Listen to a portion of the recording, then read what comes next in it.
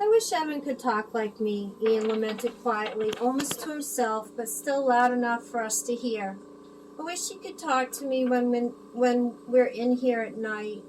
I wish he could walk and play soccer with me and play Power Rangers. His bedroom no longer in existence due to renovations. He was lying on his mattress on the floor in Evan's room alongside Evan's bed.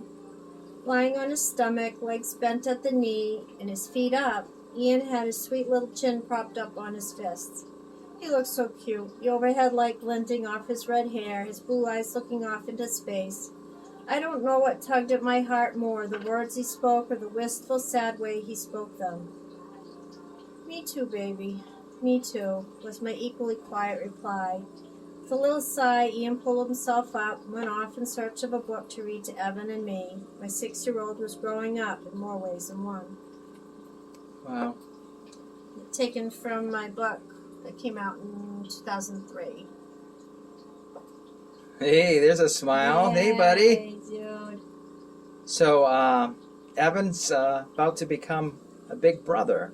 In this video, yeah. Yes. So, so can you tell me a little bit about how things went with your pregnancy? Yeah, before Jonathan and I decided to have another child, we decided to do genetic counseling and testing on Evan and on us, just to rule anything out, and it came back fine. And when I discovered I was pregnant with Ian, I was excited but really frightened at the same time. I was afraid that things would go sideways with him as well. I was working at the college, and as my belly grew, people were marveling at that and were very supportive, and it was a good environment to be in.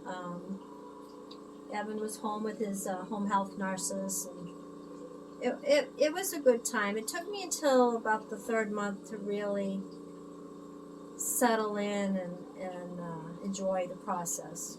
Yeah. Yep. So, frequent testing.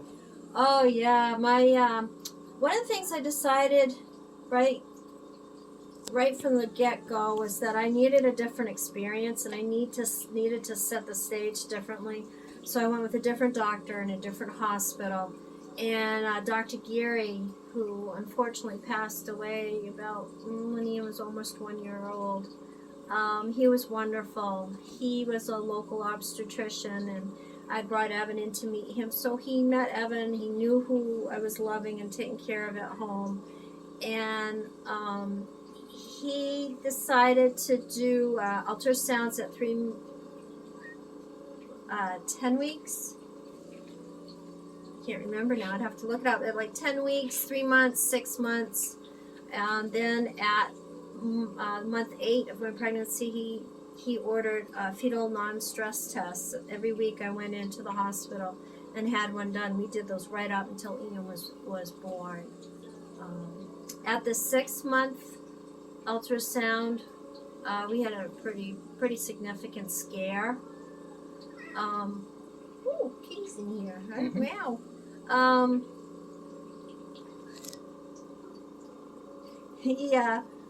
Dr. Geary didn't get as good a look at the 6-month ultrasound, so he sent us to Scarborough for level 3. This is in 1991, mind you. This is 27, almost 28 years ago, and the technology was different than what it is now. And our little hospital up here didn't have the technology.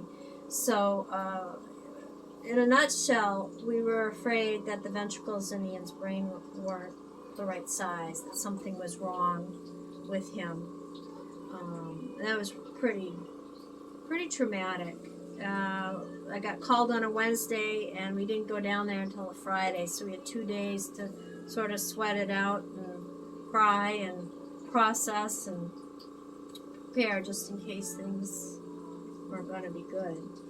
But fortunately, they were. What Dr. Geary determined is that I'm a small woman, and Ian's head was pressed right up against the abdomen, so they couldn't get a clear view with the ultrasound machine they had here. So Oh, Kitty's got it was to an go on your all's well lap. that ends well. But what Look at that. Kitty's famous now. Yes, Kitty's making a big appearance instead of just a cameo. He typically, by the way, off topic. Oh, look at him kissing Evie. He typically does not get very close to Evan. There you go. Yep. Kit Kat had stranger danger when he first arrived here, and he didn't like Evan's machines at all. Anyway, that was a fun little interruption.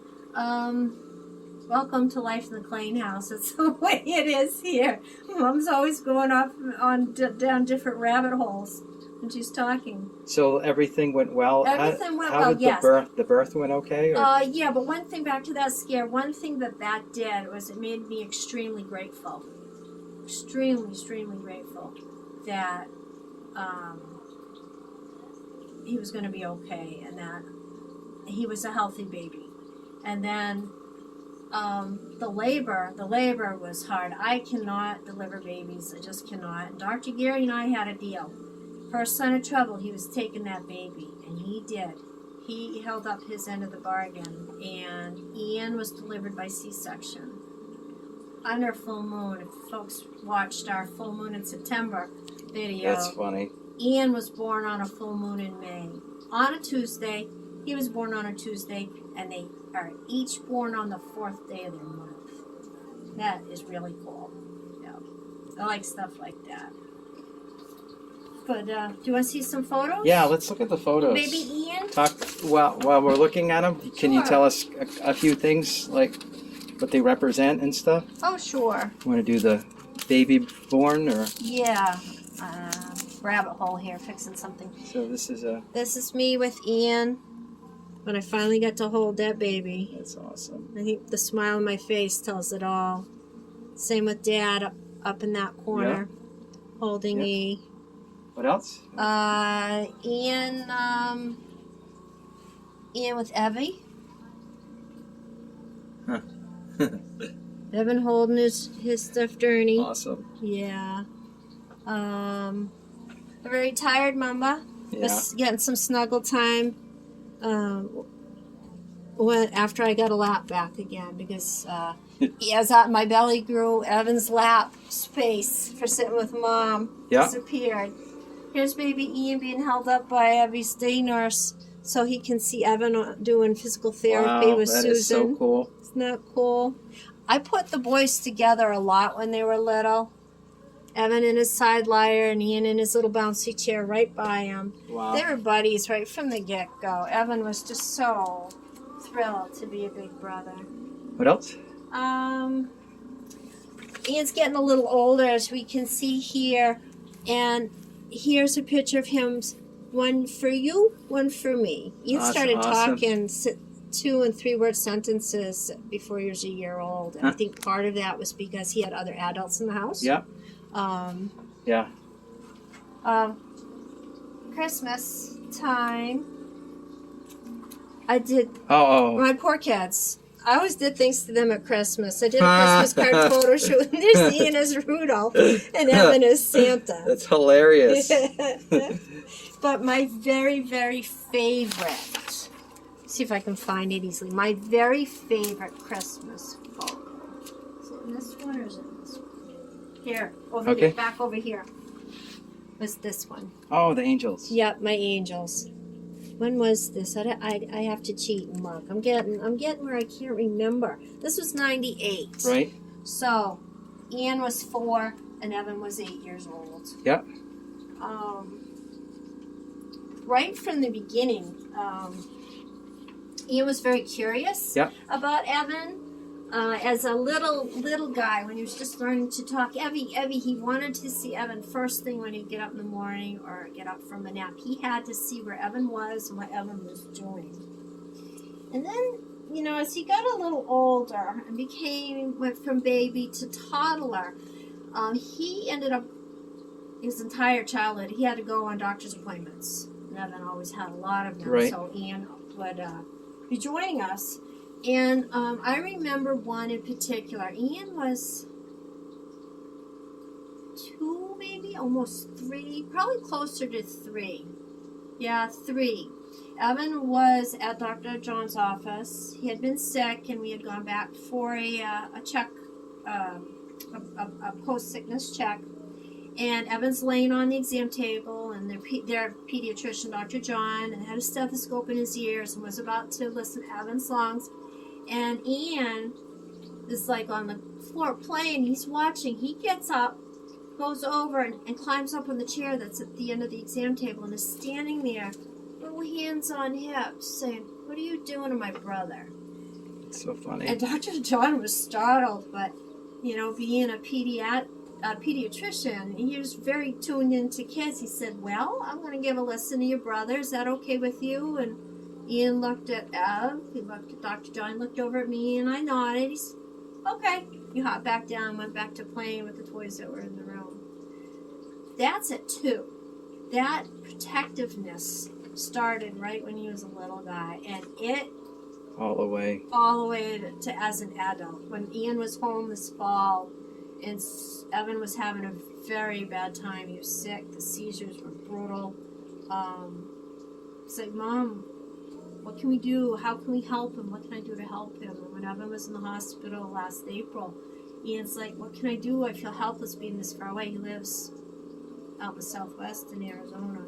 He is so protective and so loving with Evan. It fills my heart. It fills me up. It makes me want to cry because I have such a loving human being for a son. Two of them. Yeah. But, sometimes when a family has a child who has such profound needs and requires so much one-on-one attention, the other kids' needs aren't met. But I know I did my very best to meet Ian's needs because he is such an amazing, productive, loving, kind man of almost 28. Yeah. I'm so proud of him. When he comes home to visit, especially when he was in college, he'd come home and the three of us would go to the movies. That was one of our things. We'd love movies together. And Ian would be like, "All right, Mom, you get Evan ready, you get him in his chair, and we'll head out." Ian would take Evan out in his chair, down the ramp, load him in the van, tie him down in the van. He would drive us. We'd get to the theater. He would unload Evan. He would bring him into the theater. He'd park and say, "He's yours for the movie. You got to suction him and feed him. He's yours." But then he would do the reverse when we came out. And his last visit home, after he had graduated from college, that summer home, I saw what a man he had become. And there's the picture over here. Do you want me to get it? Yeah, I'll actually go to it. I'll go to it. We That's that summer I'm talking about. That's the summer after Ian graduated from college. And we had taken Evan to the movies and then went to visit Evie's godmother, Kathy, at her house. And Nice. Ian looks like, He's a man. he's a man. Yep. My two men. Yep. It's one of my favorite pictures. That hangs up in my bedroom typically. He's a good man. Yeah. I'd like to close this video with a poem from my book. Okay. My redheads. Two redheads, both the same size, though one is almost 4 years older. In the big chair, wedged in snug, my two redheads enjoy the show and the warmth of one another. A wide smile and laughing eyes at the younger redhead's antics. A sweet kiss goodnight and a loving touch for the older redhead from the younger. The support and love, though shown in unique ways, has created a strong bond between the two. Their love knows no boundaries or limitations, the love between the big redhead and the little one. Awesome. Well, thank you. Thank you. Great story. One more picture. Yep, one more. This one. It's in the book. It's in the book. We'll end it with that. The story behind that one is it was when Evan had his Make-A-Wish, and we'll talk about that in a separate video. Okay. But Ian was 6. He didn't want to hold Look at anybody's hand. We were in That's a busy awesome. parking lot, and I said, either you hold my hand or you hold your brother's. Well, he put his hand on Evan's wheelchair, and Evan lifted his hand and put it on Eva's Oh man. And that is something that is not easy for Evie to do. And I was walking behind them, and I had my camera with me, and I am so glad I did. Because I love that photo. I have a blown up version of that at my office. That is awesome. Yep. All right. Well, thank you. That's a spectacular story, and Yep. it's great to have two special children. And Oh, I'm very blessed. I'm very, very lucky. I really am. They are my sun and my moon, those two. bye, everyone. Thank you. Thanks for tuning in.